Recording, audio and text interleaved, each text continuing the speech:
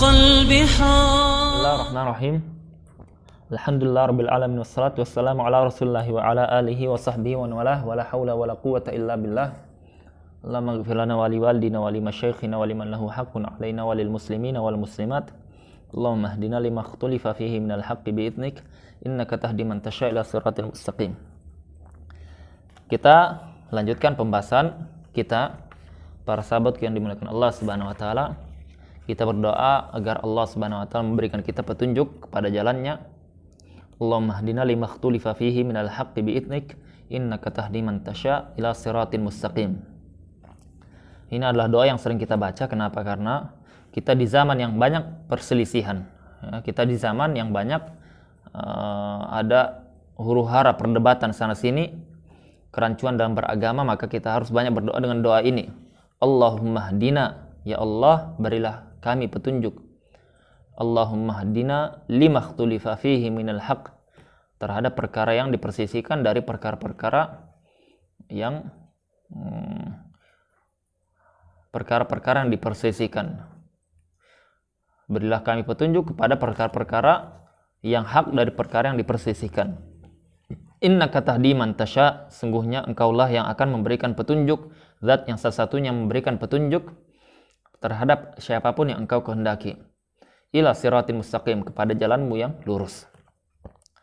Yang kita minta setiap hari kita salat, ya, ihdinas siratal mustaqim, yaitu beri petunjuk yang lurus ya Allah. Ya. Qala mu'allif rahimahullah ta'ala nafa'ana bi ilmi fid darain faslun fi furudil wudu wa sunanihi. Ini pembahasan wudu, ya, kita sudah masuk pembahasan wudu. Pembahasan wudu itu ada yang menyebutkan, ya, berupa ahkam al-wudu. Ahkam al-wudu. Di antaranya masalah ahkamun niyah. Ya, ahkam niat, hukum niat. Itu akan kita bahas setelah ini. Disebutkan di sini fasal tentang kewajiban-kewajiban wudu dan sunnah-sunnahnya. Wa furudul wudu'i sittatu asya'. Dan kewajiban berwudu itu ada 6 perkara. Ya, 6 perkara. Yang pertama, an-niyatu 'inda ghuslil wajh. Niat ketika awal kita basuh wajah. Niat pertama. Ini perkara yang harus ada. Yang dia tidak boleh tidak ada. Kalau tidak ada, tidak sah wudu kita. Yang kedua, ghuslul wajh. Basuh wajah. Wajah, yaitu wajah. Basuh wajah. Yang ketiga, ghuslu al-yadain ma'al mirfaqain. Membasuh kedua tangan sampai ke dua siku. Yang keempat, mashu ba'dir ra's, yaitu memasah, melewatkan air, membasahkan kepala dengan air atau rambut. Yang kelima, ghuslu ar-rijlain ma'al ka'bain. Menyiram, mencuci kaki keduanya dengan sampai ke bagian mata kaki. Yang terakhir, tertib ala ma dzakarna, yaitu tertib, dia tidak mendahului satu dengan yang lain.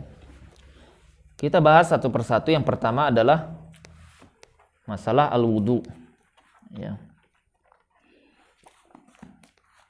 Al-wudu'u bi dhammil waw fil ashhar ismun lil fi'l. Kalau dia dengan dhammah dibaca al-wudu dengan dhammah, bukan al-wadu. Al-wudu dibaca dhammah. Maka itu adalah kegiatannya, ya, kegiatannya. Kalau dengan fathah, maka alat yang digunakan untuk wudu, yaitu air.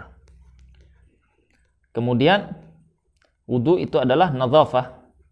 Wudu itu adalah nadzafah, membersihkan. Membersihkan apa?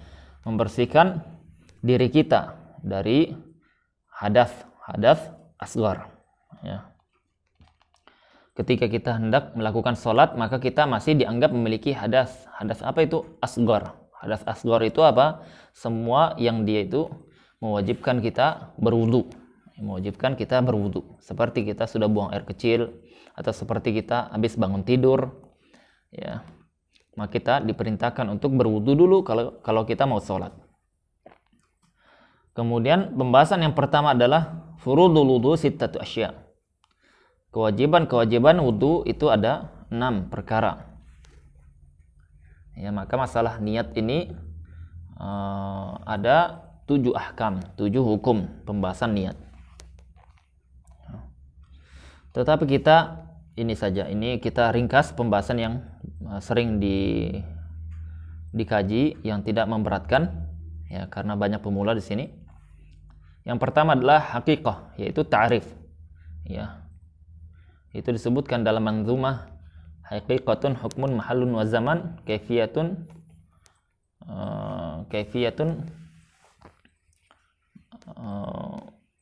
wa maksudun hasan, ya.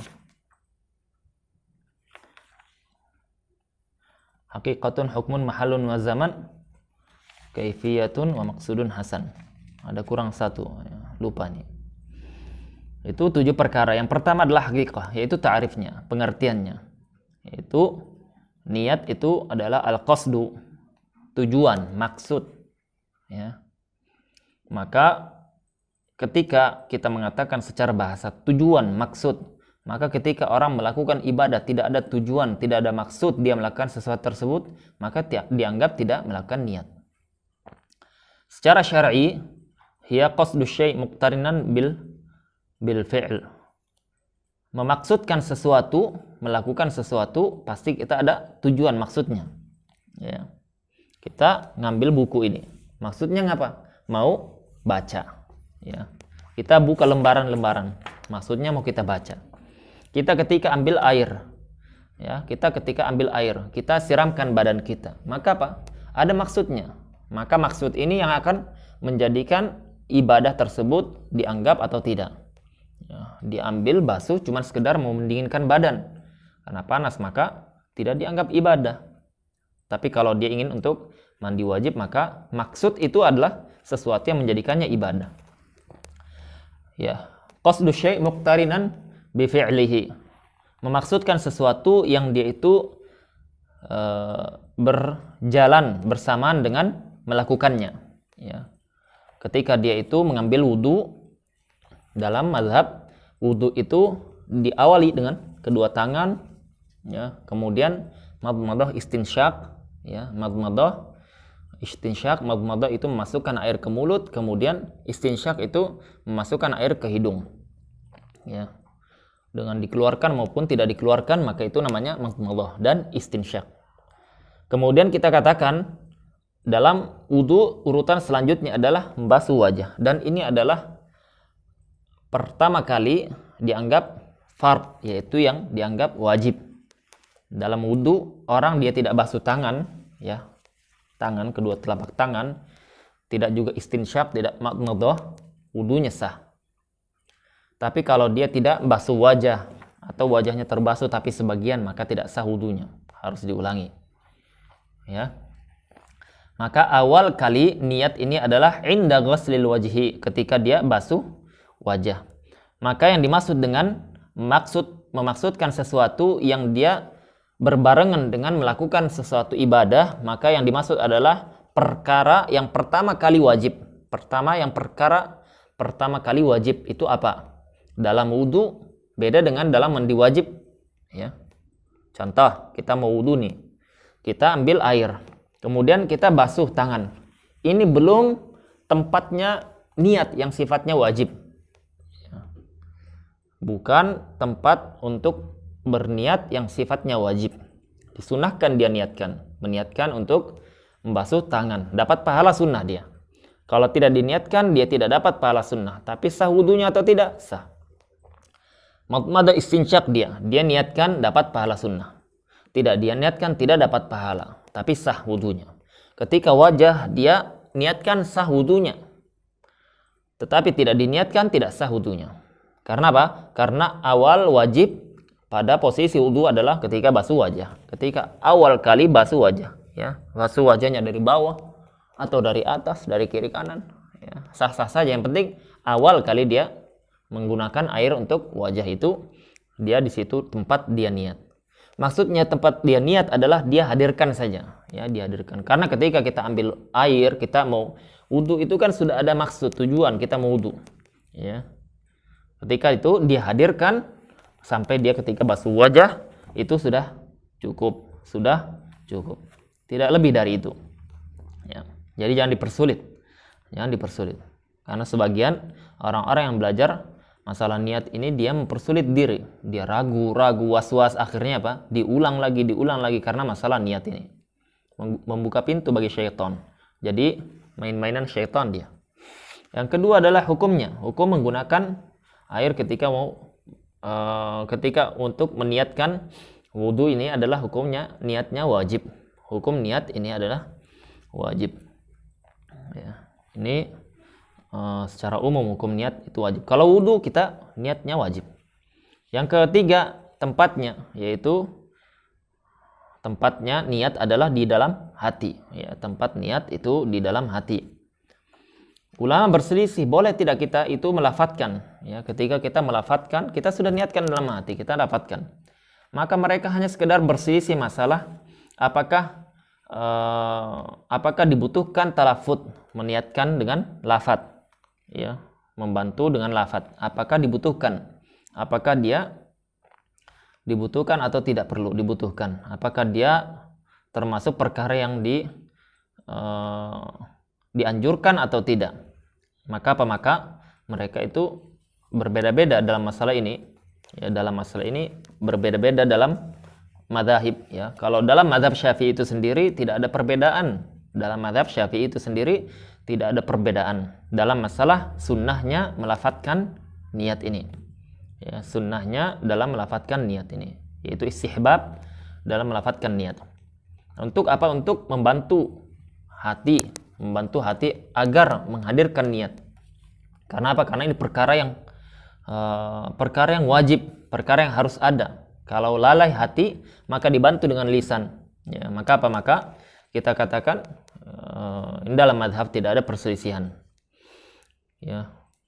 Diingkari oleh Imam An-Nawawi rahimahullah ta'ala sebagian orang dalam madhab Syafi'i yang dia mewajibkan, bukan yang menyundahkan, yang mengistihbabkan, ya, yang mewajibkan, yang diingkari Imam An-Nawawi rahimahullah ta'ala.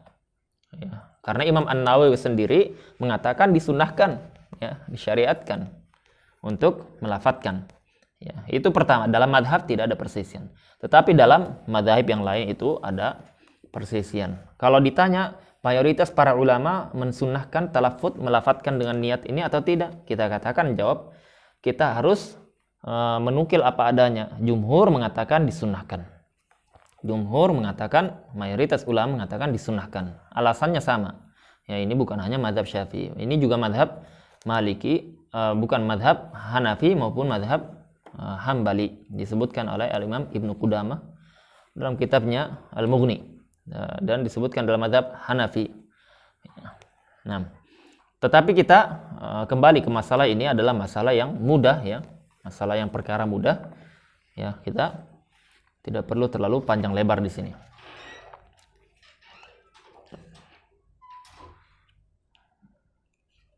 Baik. Yang ketiga, yang keempat adalah waktunya kapan? Ya, waktunya kapan? Waktu awal ibadah illa fis shaum, yaitu awal kita melakukan ibadah. Awal ibadah itu dalam setiap ibadah ada awalnya. Seperti kita katakan kita mandi wajib, awalnya adalah ketika air menyentuh kulit. Itu awal ibadah. Ketika kita wudu, ketika air itu menyentuh anggota pada wajah, bukan pada selain wajah, itu awal. Maka itulah tempat kita niat. Ya, tempat niat awal ibadah itu. Ya. Jadi ketika misalkan contoh, misalkan orang yang dia berwudu, ya, dia belum punya niat wudu, dia puasa, dia ingin mendinginkan badannya, ya, dia cuci muka karena panas, ya, atau dia misalkan ingin cuci muka karena hilangkan make up-nya misalkan, kemudian dia terfikir, ya, sekalian saja lanjut dia ingin wudu, ya, dia niatkan itu ketika basuh tangan sampai siku, maka wajah tadi belum ada niat untuk wudu, maka kita katakan berarti tempat dia meniatkan itu bukan di awal ibadah, bukan di awal tempat wajib ketika ibadah, yaitu wudu, pada anggota wajah, berarti basuh wajah. Berarti dia ada sebagian ibadah yang tidak terkena niat, yang tidak ada niat padanya, yaitu awal tadi di wajah ini. Berarti tidak sah. Ya, caranya dia ulangi lagi, dia ulangi wajah, niatkan, ya, kemudian lanjut. Ya, kemudian dia lanjut. Itu secara umum bahwasanya awal ibadah adalah tempat untuk melakukan niat. Ya. Kemudian dikecualikan seperti misalkan nanti masalah membagikan zakat, ya, atau ketika mau puasa. Karena ada dalil dalam masalah itu tidak kita bahas sekarang. Kita bahas yang pembahasan selanjutnya. Waktunya tata caranya. Ya, tata caranya itu ketika kita mau niat untuk puasa, mau niat untuk zakat, mau niat untuk nyembelih kurban, mau niat untuk berwudu, ya, itu berbeda sesuai dengan ibadah yang dia lakukan, ya, sesuai dengan ibadah yang dia lakukan. Ibadah niat untuk sholat beda dengan niat untuk puasa, niat untuk mandi wajib dan wudu. Nah, contohnya dia niat wudu, dia berarti menghadirkan apa? Menghadirkan niat untuk raf'ul hadas, menghadirkan dalam hatinya niat untuk raf'ul hadas, atau niat untuk taharah, atau niat untuk wudu, ya. Maka apa? Maka niat itu semuanya bisa, ya. Kemudian yang selanjutnya adalah syaratnya. Syarat wudu, syarat niat. Ya, syarat niat itu ada banyak di sini. Dia harus muslim, dia harus mumayyiz, tamyiz, yaitu yang dia sudah bisa yaqumu bihajatihi sahlah, dia bisa melakukan sendiri hajah-hajah dia, keperluan dia pribadi dengan mudah, ya. Dia bisa pakaian sendiri, kemudian ke WC sendiri, makan sendiri, mandi sendiri, itu namanya mumayyiz, ya. Mumayyiz itu, ya, di bawahnya balik, ya. Kemudian jadi kalau dia belum mumayyiz tidak dianggap niatnya. Nanti kalau dia mau melakukan ibadah seperti haji, itu dibantu oleh walinya. Kemudian dia mengilmui apa yang dia niatkan ini, bahwasanya yang dia niatkan ini perkara wajib atau tidak, ya. Kemudian dia meniatkan itu dengan jazm, yaitu jazm dia memastikan tanpa ada melakukan memberi ta'liq atau catatan-catatan, atau dia mensyaratkan sesuatu. Misalkan saya niat mau sholat insyaallah, ya, dalam niatnya insyaallah itu lafaz yang dia ada unsur ketidakpastian, maka itu bisa membatalkan ibadah, karena niat disyaratkan harus jazm, harus pasti. Kemudian yang selanjutnya, tujuan dari niat ini adalah membedakan antara ibadah satu dengan yang lainnya. Misalkan antara ibadah ada yang wajib, ada yang sunnah. Maka dengan apa membedakannya? Orang dia salat 2 rakaat, kita mengetahui dia salat subuh atau salat misalkan salat sunnah, kita tidak tahu. Membedakannya bagaimana dengan niat? Kemudian membedakan antara ibadah dengan adah, ya. Ibadah dengan adah, yaitu ibadah dengan rutinitas belaka.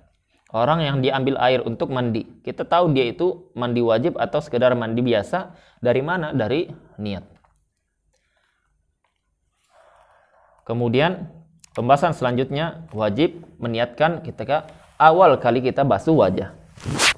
Yang kedua, wa ghuslul wajhi. Yang kedua adalah wajib kita membasuh wajah. Ya, wajib kita membasuh wajah ketika ini disebutkan dalam Al-Qur'anul Karim, ya. Ya ayyuhalladzina amanu idza qumtum ila sholati faghsilu wujuhakum. Wahai orang-orang beriman, kalau kalian mau salat, basuh wajah kalian. Ya, sampai akhir ayat. Ya, disebutkan di situ 4 anggota tubuh, anggota wudu yang wajib, ya. Wajah, kepala, tangan sampai siku, kemudian kaki sampai mata kaki. Disebutkan di sini basuh wajah. Ya, yang wajah itu yang dimaksud adalah setiap yang dia itu yutawajahu bihil insan, ketika orang itu menoleh yang kelihatan wajahnya itu, ya, yaitu dari ujung telinga kecil ini, ya, ujung telinga ini sampai ujung itu. Kemudian dari manabitus sya'r, dari tempat tumbuhnya rambut yang umumnya orang tumbuh rambut di sini ya, dekat daerah ubun-ubun itu. Ya. Jadi itu sampai dzaqan, itu tempat tumbuhnya lihyah, jenggot ya. Maka itu adalah sesuatu yang wajib. Maka kita katakan dari ujung sini sampai bawah itu wajib semuanya ya. Semuanya ini wajib semuanya. Tidak wajib dia kalau tumbuh rambutnya di tengah seperti profesor misalkan, kita dari tengah juga enggak. Jadi dari depan sini ya. Nah, jadi hukum syariat itu dibangun di atas perkara-perkara yang dia kebanyakan atau umumnya. Kemudian ghuslu al-yadain. Ya, ada pembahasan wajah ini. Pembahasan wajah itu adalah pembahasan kalau dia punya lihyah. Ya, dia punya ini jenggot, ya punya cambang. Ya, kalau anak enggak ada. Ya. Ini dia punya cambang. Jenggot itu yang tebal. Maka ini pembahasannya dibahas para ulama dalam masalah ini. Kesimpulannya bahwasanya mereka membagi ada lihyah kathifah dengan khafifah. Kathifah itu yang tebal, khafifah itu yang tipis. Kathifah yang tebal. Patokannya yang dia itu kalau dia ketika duduk dengan orang lain tersebut bisa melihat basyarah, yaitu kulit dari kulit tempat tumbuhnya jenggot itu. Ya. Di majelis takhatub. Majelis takhatub itu adalah ketika dia sedang berbincang biasa ya, sekitar 1 meter itu ya. 1,5 meter. Dia bisa melihat ya, tanpa dia harus melihat seperti ini pakai kacamata atau pakai kaca pembesar, ya dia bisa kelihatan ya. Orang yang dia kalau kelihatan kulitnya berarti dia khafif. Berarti dia itu khafifah, yaitu tipis. Ya. Kalau yang dia itu tidak kelihatan berarti dia kathif, tebal. Konsekuensinya kalau dia tipis wajib dibasuh ini. Ya, wajib dibasuh ya, sampai dia dalamnya, kulit-kulitnya ini dengan cara takhlil ya. Takhlil itu menyela-nyela. Kalau dia tebal maka tidak wajib, sunnah saja. Ya, dia hanya sekedar melewatkan begini ya, atau dari dalam ya. Sunnah dia mentakhlil. Nah, meskipun dia kondisi ketika haji, wudu ketika haji tetap disunnahkan takhlil itu, yaitu menyela-nyela meskipun jenggot dengan cara pelan. Kemudian ghuslu al-yadain ma'al mirfaqain, membasuh kedua tangan sampai kedua siku. Membasuh kedua tangan sampai kedua siku. Ya. Ketika kita basuh wudu kita basuh tangan. Ya, kan sudah basah ini. Kita katakan tetap nanti ketika basuh tangan yang wajib dari tangan sampai ke siku ini tetap dibasuh lagi. Kenapa? Karena yang pertama sunnah, yang kedua ini wajib. Ya. Kemudian harus sampai ujung sikunya. Kemudian sikunya ini dilebihkan sedikit. Ya, karena apa? Ada kaidah mengatakan ma la yatimul wajibu illa bihi fahuwa wajib. Sesuatu yang dia tidak bisa terpenuhi, tidak bisa dilakukan ya, tidak bisa ditunaikan perkara yang wajib kecuali dengan melakukan wasilahnya, maka wasilah tersebut menjadi wajib. Maka kita tidak bisa pastikan bagian dari siku ini terkena semua air kecuali dengan melebihkannya sedikit. Ya. Bagaimana kalau orang punya cincin? Maka cincinnya ini dilihat, kalau tidak bisa masuk air kecuali dengan dibuka, maka wajib dibuka.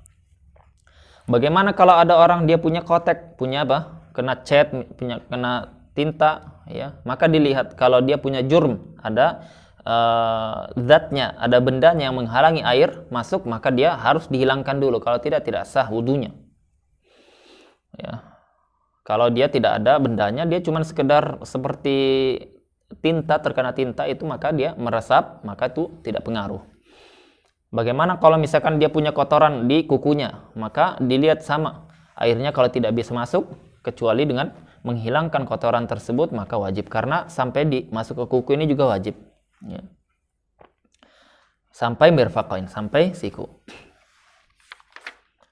Wa mashu ba'dir ras, dan membasuh ya, membasuh sebagian kepala ya. Kalau dia ini kepala yang secara umum, kalau dia misalkan punya rambut, maka rambut ya. Kita katakan bahwasanya sebagian di sini adalah itu karena Syafi'iyah melihat bahwasanya tidak bisa kita membasuh ke semua bagian kepala itu, ya. Karena apa? Karena kalau semua maka ini akan rentan, tidak terkena semuanya. Rambut terkena semuanya itu sulit. Maka apa? Maka Syafi'iyah mengatakan bahwasanya di sini dari ayat yang wamsahu bi ru'usikum, dan basuhlah dengan kepala kalian, itu yang dimaksud dengan ba di situ adalah sebagiannya, ya. Meskipun hanya sekedar sedikit, ya, 1-2 helai rambut itu sudah sah. Kemudian di sini digunakan kata masah. Masah itu adalah membasuh. Beda dengan menyiram atau membasahi, ya. Beda dengan ghusl. Ghusl itu adalah mengalirkan air, sayalanul ma, mengalirkan air. Jadi selain kepala, rambut itu harus dengan aliran air. Contoh misalkan bukan dengan aliran air, dia ambil kain, dia basahkan, kemudian dia basuh seperti ini. Itu tidak sah, karena itu tidak dianggap ghusl dalam bahasa Arab. Itu namanya mashun. Cuman sekedar basah. Tapi kalau ghusl itu dia ambil air, ngalir airnya, ya. Tapi kalau kepala hanya disyaratkan masah, tidak disyaratkan ghusl. Yang penting dia penting sudah ada masah, yaitu balal, husulul balal, yaitu sudah ada basah, ya. Kita ambil, kita ginikan aja, sah sudah. Beda dengan selain kepala atau selain rambut, ya. Kita ambil air untuk tangan, gini, ya, ambil lagi gini, ya. Atau ambil percikan, kemudian kita seperti ini, maka tidak sah, ya. Kemudian yang selanjutnya ghuslur rijlain ma'al ka'bain. Ya, sebelumnya mashu ba'dir ra's, ini ada pembahasan, yaitu kalau dia punya rambutnya panjang. Rambutnya panjang itu yang jadi patokan adalah rambut yang masih fi hududir ra's, yang masih di batasan kepala. Yaitu misalkan rambutnya dipanjangkan ke depan, dia kenakan air yang ini saja. Maka ini bukan rambut yang dia menunaikan kewajiban, ya. Karena apa? Karena dia sudah keluar bagian dari kepala. Bagian dari kepala itu dari depan ke belakang, ya. Yang di depan ke depan, yang belakang, kiri, kanan. Ya. Maksudnya apa? Jadi kalau dia rambut bagian depan itu bukan dipanjangkan ke belakang, baru dibasuh bagian ujungnya, bukan. Dipanjangkan ke depan, ujungnya dibasuh, tidak sah, ya. Tapi kalau dia dibasuh bagian yang dia itu kalau dipanjangkan tidak keluar dari bagian batasan rambut ini, ya, maka dia sah. Kemudian kalau wanita yang dia punya zafirah, dia punya kepangan, ya, kepangan itu ada dua, kepangan yang mudah dibuka dengan yang sulit dibuka. Kalau dia sulit dibuka, maka dia diberikan toleransi, ya, diberikan toleransi. Ini dalam masalah mandi wajib dibahas itu. Nanti kita akan kaji itu. Selanjutnya, pembahasan selanjutnya adalah ghusl rijlain ma'al ka'bain, membasuh kedua kaki sampai kedua mata kaki, ya. Ini insyaallah kita bahas di pertemuan selanjutnya. Kita cukupkan sampai di sini. Subhanakallahumma wa bihamdika asyhadu an la ilaha illa anta astaghfiruka wa atubu ilaik. Assalamualaikum warahmatullahi wabarakatuh.